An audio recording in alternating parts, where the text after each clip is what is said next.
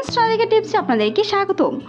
গর্ভধারণ করার জন্য একটি নির্দিষ্ট নিয়ম থাকে, তবে যদি বাচ্চা না নিতে চাই সেই ক্ষেত্রে কিন্তু কিছু নিয়মকানুন মানলে গর্ভনিরোধ পিল ছাড়াই আপনার বাচ্চা হবে না। সেই ক্ষেত্রে আপনি মাসিকের কততম দিন থেকে মেলামেশা করতে পারেন। একজন নারী প্রতি মাসে মাসিক হয় একটি সন্তান গর্ভধারণ করার জন্য তার প্রস্তুতি নেই মাসিকের মাধ্যমে। তবে মাসিক ধরুন আপনি যেই তারিখে হয়েছেন, অর্থাৎ ধরুন আপনি 10 তারিখ মাসিক হয়েছেন, তাহলে আপনার মাসিকটি শেষ হবে 15 তারিখ, অর্থাৎ 5 দিন পর্যন্ত মাসিক চলাকালীন সময় এই 5 দিন আপনাকে ধরে নিতে হবে। এবার সময়টাকে আপনি 3 ভাগে ভাগ করুন, অর্থাৎ মাসিক শুরু হওয়ার আগে এবং পরে 7 দিন করে বাদ দিতে হবে।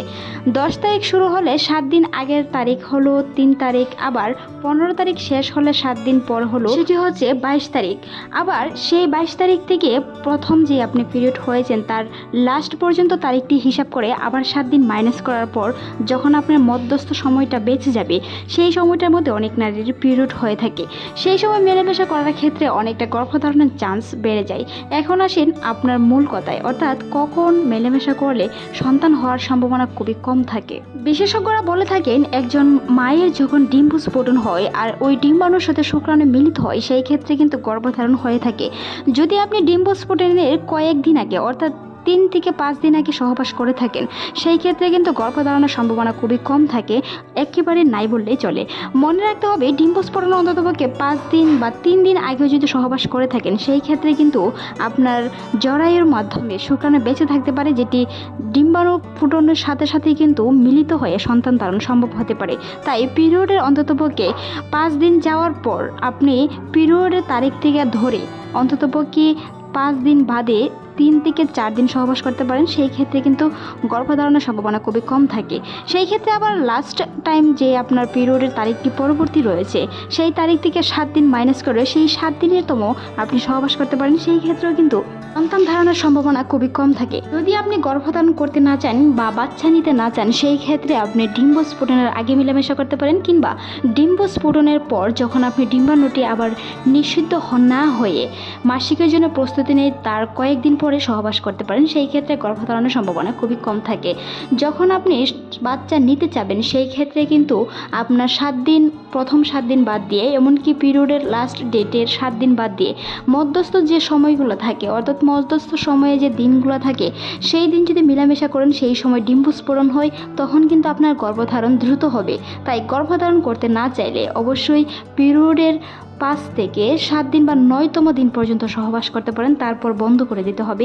অথবা যদি সহবাস করেন, সেই ক্ষেত্রে ইমার্জেন্সি ফিল বা বিভিন্ন ধরনের ফিল খেতে হবে, নয়তো কিন্তু গর্ভধারণ পরবর্তীতে হয়ে যেতে পারে। যে আলোচনাটি করা হলো 15 তারিখ শেষ হওয়ার পর, অর্থাৎ আপনার যদি 10 তারিখ মাসিক হয়ে থাকে, সেই ক্ষেত্রে 15 তারিখ শেষ হবে। তবে 15 তারিখের পর থেকে 7 দিন হলো 22 তারিখ। তবে 22 তারিখের পর থেকে 3 তারিখ পর্যন্ত এখানে সময় হচ্ছে 10 থেকে 11তম দিন। এই 10তম 11তম দিনকে অনেকেই ডেসার পিরিয়ড বলা হয়ে থাকে। 2 মাসিকের ঠিক মাঝখানের সময় এই ডেসার পিরিয়ড বলার কারণ, এই সময় পুলিশ হওয়ার চান্স বেশি থাকে। যারা বাচ্চা নিতে চায় তাদের ক্ষেত্রে এই 10 থেকে 11 দিন প্রতিদিন অথবা একদিন পর পরে মিলন করার কথা বলেন বিশেষজ্ঞরা। তবে যদি সন্তান নিতে না চান, তাহলে 10 তারিখ থেকে শুরু হয়, তাহলে 5 তারিখ থেকে 10 তারিখ এই 0-5 দিন, অর্থাৎ 5-5-10 দিন আপনার জন্য সেফ পিরিয়ড। এই সময় কোনো প্রোটেকশন দরকার পড়ে না, যার কারণে এই সময় সহবাস খুবই নিরাপদ।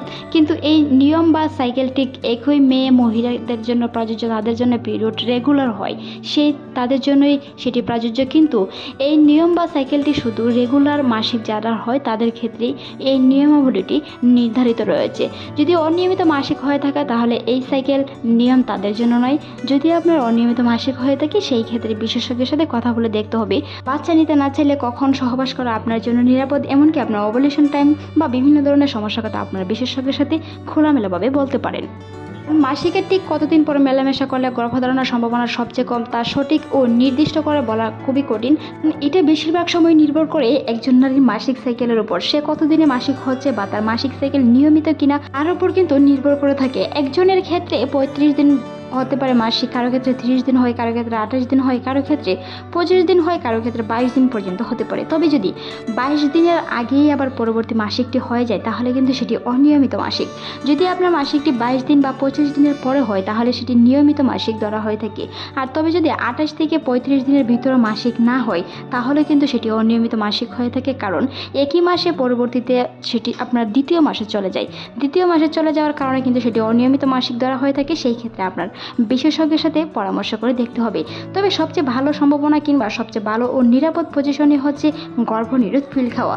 যখনই আপনি সন্তান নিতে না চাইবেন সেই ক্ষেত্রে কিন্তু আপনি বিভিন্ন ধরনের পিল ব্যবহার করতে পারেন। তবে মনে রাখতে হবে, যদি আপনার জরায়ুতে শুক্রাণুটি বেঁচে থাকে সহবাস করার পর, তবে যদি পরবর্তীতে আপনার মাসিক সাইকেল বা মাসিক চক্রের হিসাব গণনা না রাখতে পারেন তাহলে কিন্তু পরবর্তীতে গর্ভধারণটি হয়ে যাবে।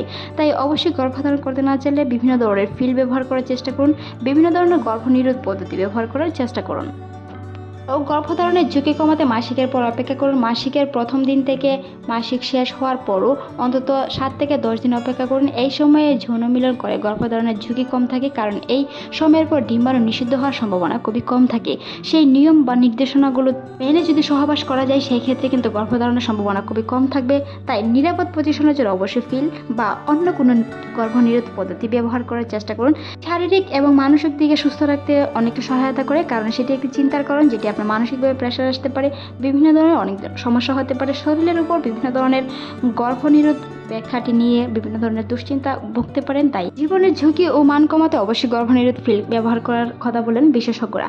অনেকে বলে থাকেন মাসিকের পর কখন ডিম্বস্ফোরণ হয়, তা নিয়ে আমাদের চ্যানেলে অসংখ্য ভিডিও আছে, চাইলে ভিজিট করে আসতে পারেন। তাছাড়াও আমাদের চ্যানেলে যদি আপনি নতুন হয়ে থাকেন অবশ্যই চ্যানেল সাবস্ক্রাইব করার অনুরোধ রইল।